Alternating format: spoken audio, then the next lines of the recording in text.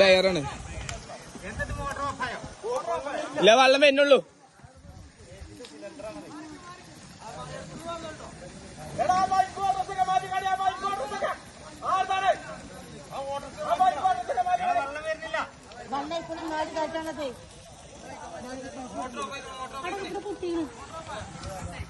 ഒരു മിനിറ്റ് ഇവിടെ പോകുന്നതിനെ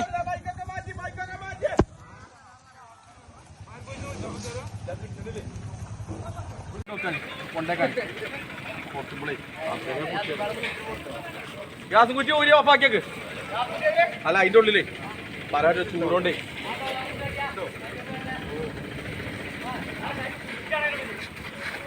അജീഷ